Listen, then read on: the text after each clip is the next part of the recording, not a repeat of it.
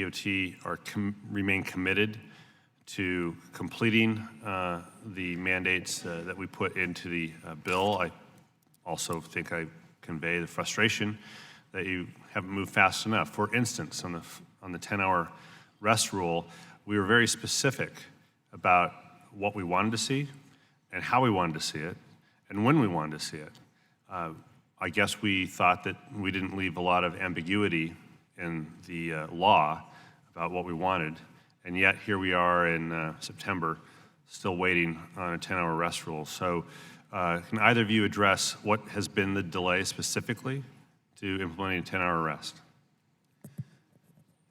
Yes, Chairman Larsen, thank you for that question. I'll start. We will implement that rule and that provision consistent with the law. And you, I believe, mentioned it, or Chairman DeFazio, I think you mentioned that we are in the process of processing the fatigue risk management plans. There are 48 airlines in the country that have flight attendants. We've received 28 fatigue risk management plans to date. 10 have been approved. And these are plans that are designed to meet the requirement. It was not ambiguous language, sir, but what we weren't cleared from doing is normal Administration Procedures Act requirements. We have to do notice and comment for a rule like this. We have to do benefit cost analysis, and that entails rulemaking. As we said, the ANPRM has been dropped yesterday, I believe.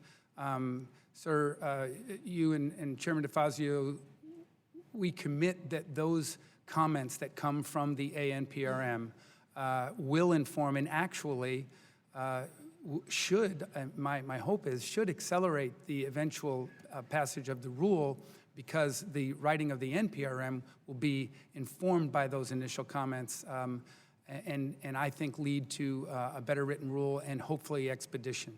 But we have every intention of getting that done, sir. I'm sure others will have follow-up questions on that. I want to ask Mr. Sabat what your timeline is for establishing the disabilities, the Bill of Rights for travelers with disabilities.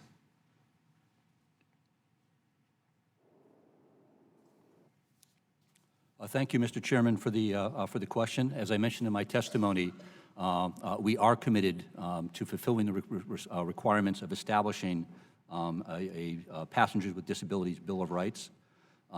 We have established the Air Carrier Access Act Advisory Committee, and one of our very first steps, the first charges to that committee, is for them to take a look at the requirements that are set in statute for developing such a Bill of Rights and to make recommendations back to us.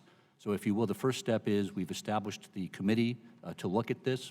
They will make recommendations back to us, and then our obligation is to look at those recommendations and implement them as quickly as possible for the Passenger Bill of Rights.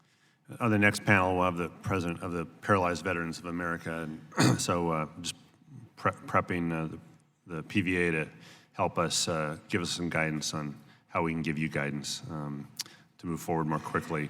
Also, with regards to workforce, the workforce development title, I assume that's under your jurisdiction as well, Mr. Sabat? Yeah. So the law directed the FAA to establish a Women in Aviation Advisory Board to get moving on youth access to American Jobs and Aviation Task Force. It does not seem that the DOT has moved forward on those aspects of the workforce development. Do you have ideas for timelines on those? Thank you again for the question, Mr. Chairman. As with you, the importance of first developing a strong workforce, recognizing the shortfalls in the workforce, and one of the key possible ways to address that, and just good on its own merits, by bringing more women into the aviation workforce, are high priorities for us. As it happens, within the last few days, the paperwork for the Women in Aviation Task Force crossed my desk.